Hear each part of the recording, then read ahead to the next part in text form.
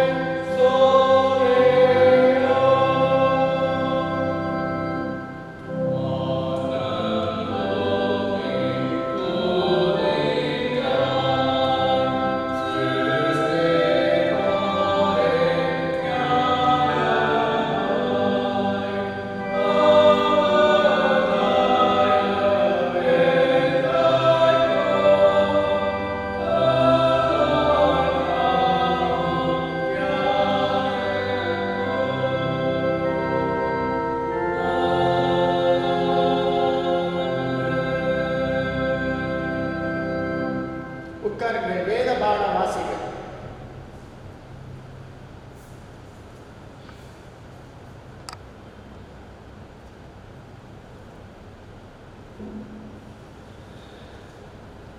வாசிக்கும்படியாக கொடுக்கப்பட்ட வேத பகுதி செப்பனியா தீர்க்கதரிசியின் புஸ்தகம் 3ஆம் அதிகாரம் 14ஆம் வசனம் முதல். செப்பனியா 3:14 முதல். சீயோன் குமாரத்தியே கெம்பீரித்து பாடு, இஸ்ரவேலரே ஆர்ப்பரியுங்கள். எருசலேம் குமாரத்தியே, நீ முழு இருதயத்தோடும் மகிழ்ந்து களிக்கூறு. கர்த்தர் உன் ஆக்கினைகளை அகற்றி உன் சத்துருக்களை விலக்கினார்.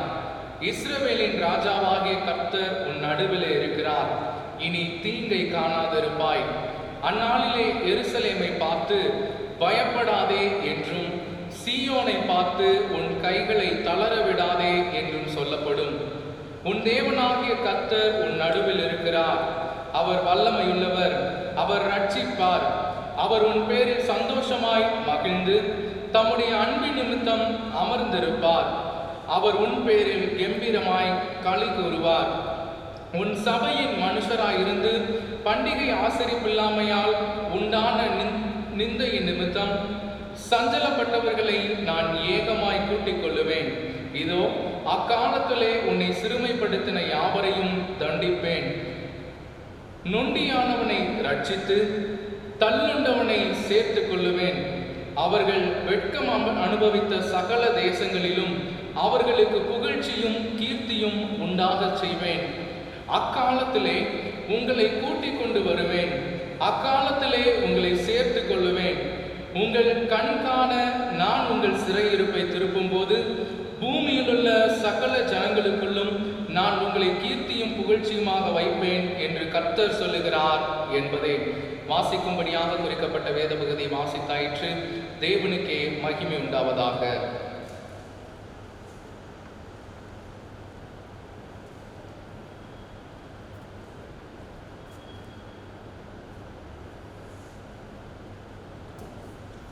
ஆண்டவரும் மீட்பருமாகிய இறைமகன் இயேசுவின் இன்ப நாமத்திலே வாழ்த்தலையும் வணக்கத்தையும் தெரிவித்துக் கொள்ளுகின்றேன்.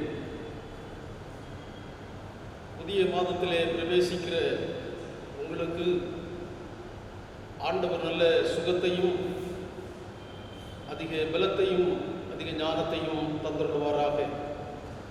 வாசிக்க கேட்ட திருமுறை பகுதியிலிருந்து ஒரு சில காரியங்களை நாம் இந்த நேரத்திலே தியானிப்போம்.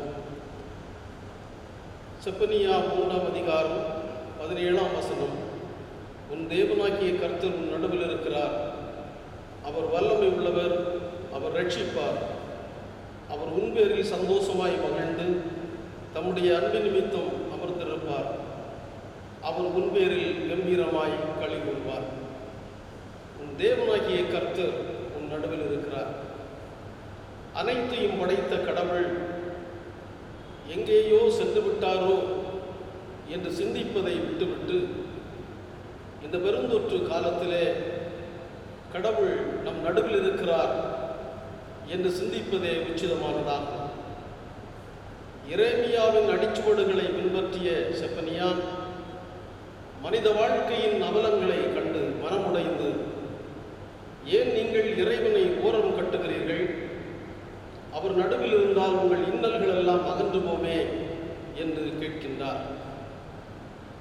ஆனால் மனிதர்களோ தனக்கு இருக்கின்ற கட்டுக்கடங்காத ஆசைகளினாலும் இச்சைகளினாலும் இறைவனை ஓரம் கட்டுகிறார்கள். காரணம், நாம் விரும்புகின்ற பாவத்தை அவர் வெறுப்பதினாலே இறைவனை விட்டு தூரம் போகின்றோம். ஆனால் செப்பனியா கூறுகிறார், இறைவனை நீங்கள் ஓரங்கட்டினால் உங்களுக்கு துன்பங்கள் தான் பெருகும். அவர் நடுவில் இருந்தால் உங்கள் இன்னல்கள் எல்லாம் அகன்று போகும் என்கின்றார். ஏனென்றால் அவர் நடுவில் இருக்கிறவர், அவர் நமக்கு மதிலாயிருக்கிறார். நாம் எல்லாம் நமக்கென்று வீடுகளை கட்டுகின்றோம். கட்டும்போது மிக முக்கியமானதாக மதில் சுவரை கட்டி எழுப்புகின்றோம். மனிதர்கள் மற்றவர்கள் யாரும் அந்த இடத்தை ஆக்கிரமித்து விடக்கூடாது என்றும் பாதுகாப்பு கருதியும் மதில் சுவரை கட்டுகின்றோம். ஏனென்றால் வேதத்திலே படிக்கின்றோம், மதில் இல்லா ஊர் ஆனாலும் சரி, பட்டணமானாலும் சரி, தோட்டங்களானாலும் சரி, வீடுகளானாலும் சரி, யாவும் எளிதில் சூறையாடப்பட்டுவிடும். ஆனால் ஆண்டவர் அமைக்கின்ற மதிலோ அக்கினி மதில் என்று நாம் படிக்கின்றோம். நான் அவர்களுக்கு அக்கினி மதிலாயிருந்து அவர்கள் நடுவிலே மகிமையாயிருப்பேன் என்று சொல்லுகின்றார். நம்மை சுற்றி இருக்கின்ற மதிலை நாம் அறியாவிட்டாலும் சாத்தான் நன்கு அறிவான். யோபுவின் புஸ்தகத்திலே நாம் படிக்கின்றோம். 1ஆம் அதிகாரம் 10ஆம் வசனம் சொல்லுகிறது, யோபுவுக்கும் அவனுக்குரியவைகளையும் சுற்றி வேலி அடைத்த தேவன் நம்மை சுற்றிலும் வேலி அடைக்கிறார் என்பதை நாம் அறிய அழைக்கப்படுகின்றோம். எனவே மோசையைப் போல ஆண்டவரே எங்கள் நடுவிலே இருந்தவர்களும் என வேண்டுதல் செய்வோம். அந்த இஸ்ரவேல் மக்கள் நடுவிலே அக்கினி ஸ்தம்பமாய் மேகஸ்தம்பமாய் இருந்த தேவன், அக்கினி சூளையிலே போடப்பட்ட சாத்ராக் மேஷாக் ஆபேத்நேகோ நடுவிலே தோன்றிய தேவன் இன்று நம் நடுவிலே இருக்கிறார் என்பதை நாம் புரிந்து கொள்ள அழைக்கப்படுகின்றோம். இன்று நம்மை சுற்றிலும் கண்ணுக்கு தெரியாத வைரஸ் தான் சுற்றி இருக்கிறது. இச்சூழலிலே கர்த்தர் நம் நடுவிலே இருக்க வேண்டுதல் செய்வோம். அன்பர்களே, இன்று நமக்கு வருகின்ற அச்சம், பதஷ்டம், இவைகளுக்கெல்லாம் காரணம் தேவனாகிய கர்த்தர் நம் நடுவில் இல்லாததுதான். எனவே இந்த புதிய மாதத்திலே ஆண்டவர் நம் நடுவிலே இருக்க வேண்டுதல் செய்வோம். வேதம் சொல்லுகிறது, தீங்கு நாளில் அவர் உன்னை தன்னுடைய கூடாரத்திலே மறைத்து கூடார மறைவிலே ஒழித்து வைத்து கன்மலையின் மேல் உயர்த்துவார் என்று படிக்கின்றோம். இதை குறித்து 3 தலைப்புகளின் கீழே சுருக்கமாக நாம் ஆராய்வோம். முதலாவது, பயப்படாதே நான் இருக்கிறேன் என்கிறார். பயப்பட பயப்படாதே, நான் இருக்கிறேன். பயம் என்பது அறியாமையின் நீடிக்கப்பட்ட நிழல் என்கிறார்கள். Fear is the lengthened shadow of ignorance என்று சொல்லுகிறார்கள். பயம் மானிடத்தை தோற்கடிக்கிறது. அது நம்பிக்கையை தடுத்து நிறுத்துகின்ற தடைகள் போன்றது என்று நாம் பார்க்கின்றோம். தூய பவுலடிகளாரை கைதியாக பிடித்து ரோம் நகருக்கு கொண்டு செல்லுகிறார்கள். கப்பலிலே செல்லும் போது பெருங்காற்று வீசுகின்றது. கப்பல் உடைந்து போகின்ற நிலை ஏற்படுகிறது.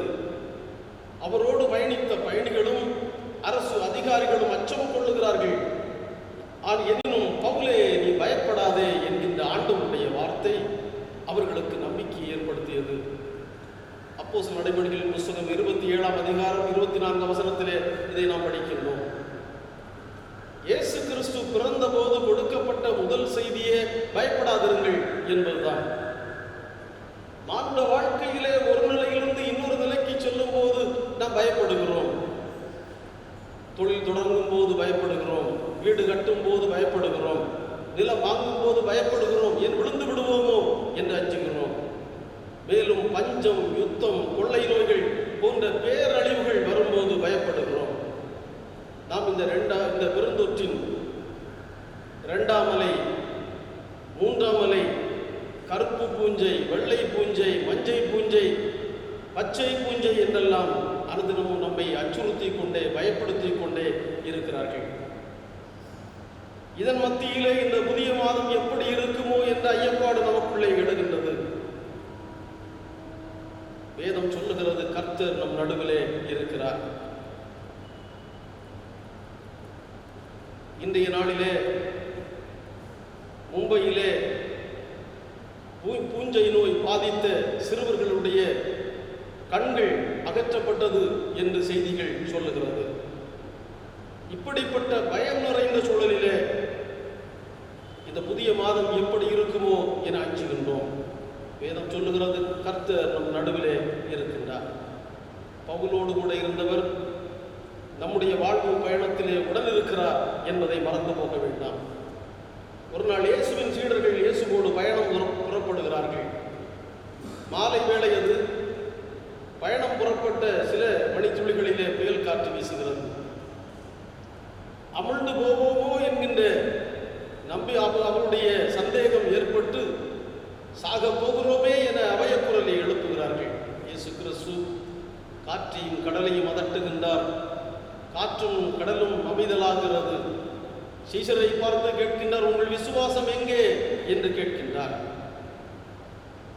மோசேயை திடப்படுத்திய தேவன், யோசுவாவை திடப்படுத்திய தேவன் நம்மையும் திடப்படுத்துகிறார் என்பதை புரிந்து கொள்ள அழைக்கப்படுகின்றோம்.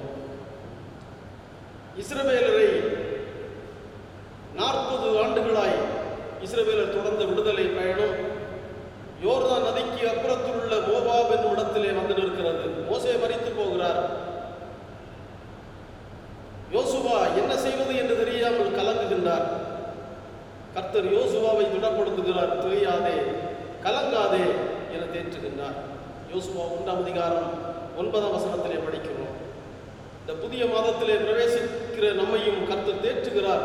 திகையாதே, கலங்காதே, நான் இருக்கிறேன் என்று சொல்லுகிறார்.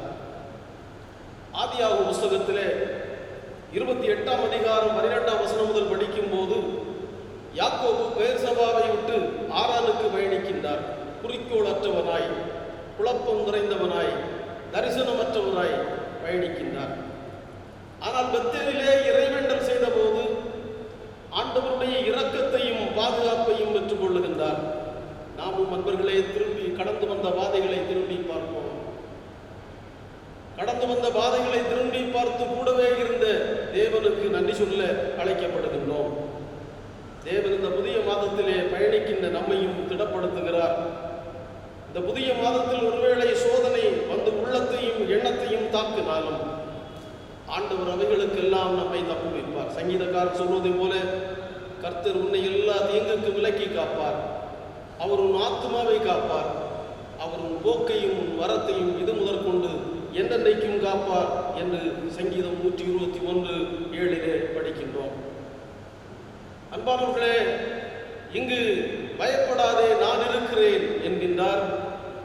இரண்டாவதாக பயப்படாதே பாதுகாப்பேன் என்கிறார். பயப்படாதே பாதுகாப்பேன். பயம் மனித வாழ்க்கையிலே உறுதியில்லா மனநிலையை ஏற்படுத்துகிறது. வாழ்விலே அமைதியோடு வாழ பயம் இல்லாமல் இருக்க வேண்டும். கடவுளோ பயத்தை அகற்றி அமைதியை ஏற்படுத்துபவராக இருக்கிறார். இந்த பெருந்தொற்று காலத்திலே 2ஆம் அலையை கொடூரமாக நாம் பார்த்தோம். மிக கொடூரமாக இருந்தது. அதை எதிர்கொண்டோம். 3ஆம் அலை எப்படி இருக்குமோ என அஞ்சுகின்றோம். ஆனால் அஞ்சாதிருங்கள் என்பது ஆண்டவருடைய அருள் வார்த்தையாய் இருக்கிறது. பாபிலோன் சிறையிருப்புக்கு கொண்டு செல்லப்பட்ட இஸ்ரவேலரோ கடவுள் தங்களை பாதுகாக்க தவறிவிட்டார் என புலம்பினார்கள். சிறையிருப்பின் அனுபவம் அவர்களுக்கு பாதுகாப்பற்ற பயம் நிறைந்த ஒரு அனுபவமாய் இருந்தது. அதுபோலவே இன்று நமக்கு கோவிட்-19 என்கின்ற கொடிய தொற்றினால் பாதுகாப்பற்ற பயம் நிறைந்த சூழல் எங்கும் நிலவுகிறது. இதனால் கடவுளங்களை பாதுகாக்க தவறிவிட்டார் என்று கூறுவது முறையாகுமோ? காரணம், இது மனிதனால் உருவாக்கப்பட்ட ஒரு உயிரியல் யுத்தம் என்று எல்லோரும் சொல்லும் போது, நம்பும் போது, இச்சூழலிலும் கடவுள் நம்மை பாதுகாக்கிறார் என்ற செய்தி ஒரு விடுதலையின் செய்தி அல்லவா? அன்று சிறையிருப்பில் இருந்த மக்களுக்கு ஏசாயா தந்த பயப்படாதே என்ற செய்தியை போன்று இன்று இந்த கொடிய தொற்றின் காலகட்டத்திலே இருக்கின்ற நமக்கு பயப்படாதே நான் இருக்கிறேன், பயப்படாதே பாதுகாப்பேன் என்ற செய்தி இன்று நமக்கு விடுதலையின் செய்தியாய் இருக்கிறது. அன்பானவர்களே, கடவுள் நம்மோடு கூடவே இருக்கிறார். அவர் இம்மானுவேலர். இம்மானுவேல் என்பதற்கு தேவன் நம்மோடு கூட இருக்கிறார் என்பது பொருளாகும். இயேசு பிறந்த போது நான் உங்களோடு கூட இருக்கிறேன் என்பதற்கு ஆதாரமாக இம்மானுவேல் என்ற பெயரை தனக்குத்தானே சூட்டிக் கொண்டார். அதே ஆண்டவருக்கு இன்னொரு பெயரும் உண்டு, யெகோவா ஷம்மா, கூடவே இருக்கிறவர். வேதம் சொல்லுகிறது, மத்தேயு 28ஆம் அதிகாரம் 20ஆம் வசனத்திலே, இதோ உலகத்தின் முடிவு பரியந்தம் சகல நாட்களிலும் நான் உங்களோடு கூட இருக்கிறேன் என்கிறார். அன்பர்களே, நம்மோடு கூட இருப்பவர்கள் உண்டு. காலப்போக்கிலே கைவிட்டு விடுவார்கள். செல்வம் இருப்பது வரை கூடவே இருப்பார்கள், செல்வாக்கு இருப்பது வரை கூடவே இருப்பார்கள். ஆனால் காலப்போக்கிலே கைவிட்டு விடுவார்கள். கைவிடாத ஒருவர் நமக்கு உண்டென்றால் அவர் கர்த்தராகிய இயேசு கிறிஸ்து என்பதை மறந்து போக வேண்டாம். வேதத்திலே கெட்டகுமாரன் ஓமையை படிக்கின்றோம். கெட்டகுமாரன் இல்லத்திலிருந்து புறப்பட்ட போது அநேக நண்பர்கள் இருந்தார்கள். ஆனால் செல்வமும் செலவழிந்து போன பிற்பாடோ ஒருவரையும் காணவில்லை, அனைவரும் ஓடிவிட்டார்கள் என்று பார்க்கின்றோம். பவுலடிகளார் சொல்லுகிறார், பிலிப்பியர் 1ஆம் அதிகாரம் 23ஆம் வசனத்திலே, கிறிஸ்துவுடனே கூட இருக்க எனக்கு மிகுந்த ஆவல் உண்டு என்று தன் விருப்பத்தை தெரிவிக்கின்றார். தாவீது அரசன் கூட பாடும்போது 23ஆம் சங்கீதம் 4ஆம் வசனத்திலே, தேவரீர் என்னோடு கூட இருக்கிறீர், தேவரீர் என்னோடு கூட இருக்கிறீர் என்று பாடுகிறார். அன்பர்களே, இறைவன் நம் மக்களை பாதுகாக்கிறவராக இருக்கின்றார். இயலாமையிலும் முதுமையிலும் உங்களை ஏந்துவேன், சுமப்பேன் என்கிறார். தூக்கி சுமக்கிறவர் என்பதை குறித்து ஏசாயா தீர்க்கன் சொல்லும் போது ஏசாயா 40:11 இவ்வாறு சொல்லுகிறார், அவர் மேய்ப்பனை போல மந்தையை மேய்ப்பார், கரவலாடுகளை மெதுவே நடத்தி குட்டிகளை கைகளிலே ஏந்தி கொள்ளுவார் என்று சொல்லுகிறார். இது ஆண்டவருடைய பாதுகாக்கும் தன்மையை நமக்கு வெளிப்படுத்துகிறது. இன்று நாம் நம்முடைய திருச்சபையிலும் முதியவர்கள், குழந்தைகள், வியாதியஸ்தர்கள் என்றெல்லாம் பலதரப்பட்ட மக்கள் இருப்பதை நாம் பார்க்கின்றோம். கடவுள் பாதுகாக்கிறவர், எல்லா சூழல்களிலும் பாதுகாக்கிறவர் என்பதையே இந்த பகுதி நமக்கு தருகின்றது. குறிப்பாக நாம் பயந்து கொண்டிருக்கின்றோமே, 3ஆம் அலை வருகிறது என்று. இந்த 3ஆம் அலை குழந்தைகளை அதிகமாக தாக்கும் என்று பலரும் சொல்லுகிறார்கள். ஆனால் வேதம் சொல்லுகிறது, ஆண்டவரோ குட்டிகளை கைகளிலே ஏந்தி கொள்ளுவார் என்று படிக்கின்றோம். நாம் நம்முடைய பிள்ளைகளை ஆண்டவருடைய பாதுகாப்பிலே நாம் கொடுக்க, அர்ப்பணிக்க அழைக்கப்படுகின்றோம். இந்த புதிய மாதத்திலே வியாதிகள், விபத்துக்கள், கொள்ளை நோய்கள் என எல்லா தீங்குக்கும் கர்த்தர் நம்மை விலக்கி காப்பார். சில ஆண்டுகளுக்கு முன்னே எபோலா என்கின்ற கொடிய நோய் வந்தபோது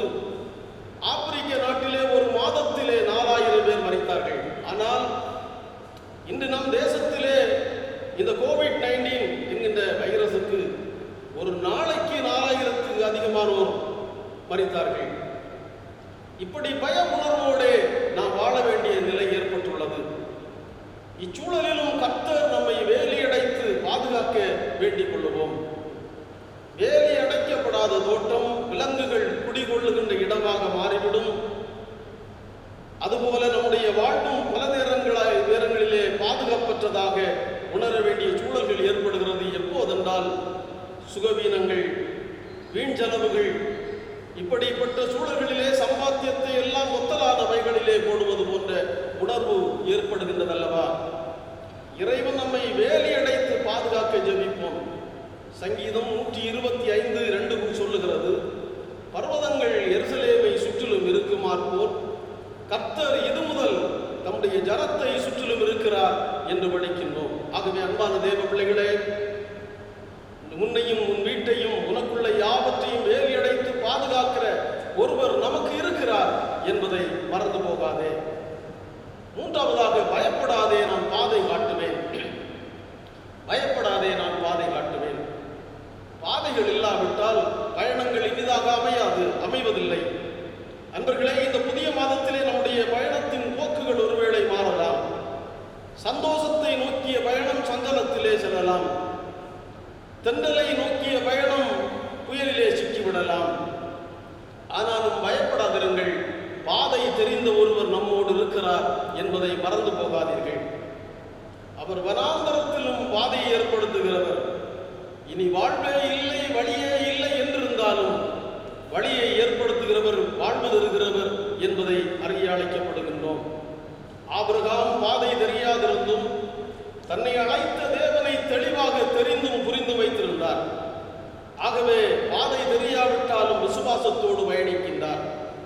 மோரியா மலையிலே கரடுமுரடான பாதை வழியாய் வர நேர்ந்த போதும் அவர் தடுமாறவில்லை, விசுவாசத்தோடு பயணித்தார் என்று பார்க்கின்றோம். இன்று மனிதன் தரை மார்க்கம், கடல் மார்க்கம், ஆகாய மார்க்கம் என்று மனிதன் வழிகளை கண்டுபிடித்து சென்று கொண்டிருக்கின்றான். ஆனால் கடவுளின் வழியை அறிய முற்படாதவனாக இருக்கின்றான். இஸ்ரவேலை வழிநடத்திய மோசே உலக வழியை நன்கு அறிந்தவர்தான். அரசியல் பயிற்சி பெற்றவர்தான். வனாந்தரத்திலே மந்தையை மேய்த்தவர்தான். அவர் அறியாத வழி இல்லை, அவர் அறியாத பாதையும் இல்லை. ஆனாலும் ஆண்டவரிடத்திலே, ஆண்டவரே எனக்கு வழிகாட்டும் என்று கேட்கின்றார். தினந்தோறும் நாம் செய்ய வேண்டிய கருத்துள்ள ஜெபம் இதுவல்லவா? யோபுவின் புத்தகத்திலே படிக்கிறோம். 13:15 சொல்லுகிறது, பக்தனாகிய யோபு கர்த்தரின் வழியை அறிந்து நடந்தார் என்று படிக்கின்றோம். இந்த புதிய மாதத்திலே இறைவன் தினமும் நமக்கு வழிகாட்ட ஜெபிப்போம். பாதை தெரியாத ஆட்டை போல அலைந்தேன் உலகிலே என்ற பாடலை பாடியவர் இரு கண்களையும் இழந்த ஒரு பக்தன் தான். இரு கண்களையும் இழந்து பாதை தெரியாதிருந்தும் இறைவன் தனக்கு எப்படி பாதை காட்டுகிறார் என்பதை பாடலாய் பாடுகின்றார். அன்பர்களே, இந்த புதிய மாதத்திலே நமது பயணம் எச்சூழலிலே எப்படியாகும் என்பதை நம்மால் கணிக்க இயலாது. ஆயினும் இந்த இக்கட்டான காலத்திலே பாதை தெரியாத நமக்கு ஆண்டவர் பாதை காட்ட ஜெபிப்போம். அடிமை பெண்ணாகிய ஆகார் ஆபிரகாம் இல்லத்திலிருந்து துரத்தப்பட்ட போது திரும்பிய திசையெல்லாம் கொந்தளிப்புதான். உரிமை இருந்தும் அதை அனுபவிக்க இயலவில்லை. உரிமை குரல் எழுப்ப வாய்ப்பிருந்தும் அது வாய்க்கவில்லை. சுருங்க கூறின் கண்கள் இருந்தும் காண முடியவில்லை, வாயிருந்தும் பேச முடியவில்லை, கால்கள் இருந்தும் நடக்க முடியவில்லை. ஆகாரின் வாழ்வு பயணம் திசை மாறிய பாலைவன பயணமாய் மாறிவிட்டது. இனி சாவு ஒன்றே வழி என்று நின்றபோது ஆண்டவர் ஆகாரே என்று அழைக்கின்றார். எனவே ஆகார் இறைவனுக்கு பொருத்தமான பெயரை சுட்டுகின்றாள், நீர் என்னை காண்கிற தேவன் என்று. அன்பர்களே, ஆண்டவர் நம்மை கண்டு கொண்டிருக்கிறார். நம்முடைய வாரங்கள், கஷ்டங்கள், துன்பங்கள் யாவற்றையும் கண்டு கொண்டிருக்கிறார். மனிதர்கள் ஒருவேளை நம்மை கண்டும் காணாமல் போகலாம், ஆனால் கடவுளோ கண்டுகொள்ளுவார் என்பதை அறிந்து கொள்ள அழைக்கப்படுகின்றோம். ஆகாரின் பாலைவன பயணத்தை மாற்றியவர் நம்முடைய வாழ்வையும் வளமாக்குவார் என்பதிலே ஐயமில்லை. 2 நாளாகவும் 15:2 சொல்லுகிறது, நீங்கள் கர்த்தரை தேடினால் அவர் உங்களுக்கு வெளிப்படுவார். நீங்கள் கர்த்தரோடு இருந்தால் அவர் உங்களோடு இருப்பார். எனவே அன்பர்களே, இறைவனை பற்றிக் கொள்ளுவோம். அவர் நம்மை வேலியடைத்து பாதுகாக்க வேண்டிக் கொள்ளுவோம். அவருக்கு அனுதினமும் நமக்கு வழிகாட்ட ஜெபிப்போம். சங்கீதக்காரனாகிய தாவீது பாடுகின்றார் 25ஆம் சங்கீதம் 4ஆம் வசனத்திலே, உம்முடைய வழிகளை எனக்கு தெரிவியும், உம்முடைய பாதைகளை எனக்கு போதித்தரணும். வேலியடைத்து பாதுகாக்கும் தேவன் இந்த பெருந்தொற்று காலத்திலே நம்மையும் நம் குடும்பத்தையும் நம் திருச்சபையும் பாதுகாத்து பராமரித்து வழிநடத்துவாராக. ஆமென். தலைகளை தாழ்த்தி ஜெபி. கிருபை நிறைந்த எங்கள் அன்பின் ஆண்டவரே, இந்த புதிய மாதத்திற்காக நன்றி செலுத்துகிறோம். இந்த புதிய மாதத்தின் முதல் ஞாயிற்றுக்கிழமையிலே கர்த்தருடைய பாதத்திலே எங்களை அர்ப்பணிக்கின்றோம்.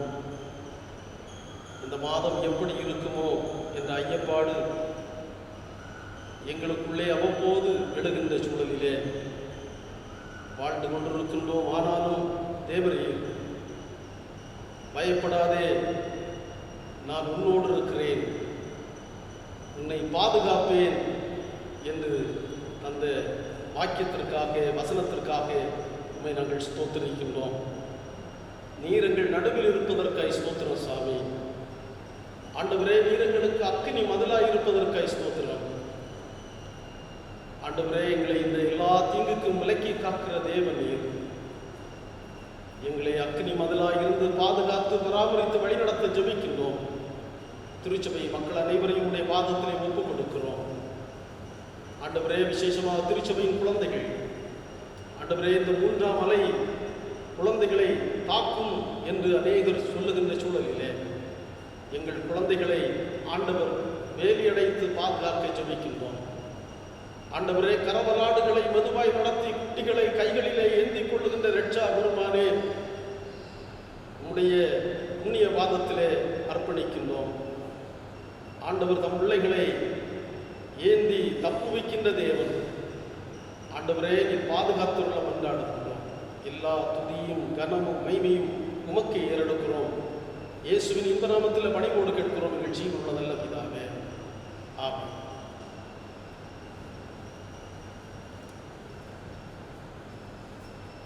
நாம் யாவரும் எழுதென்று கீர்த்தனை 185வது பாடலை பாடுவோம். கீர்த்தனை 185.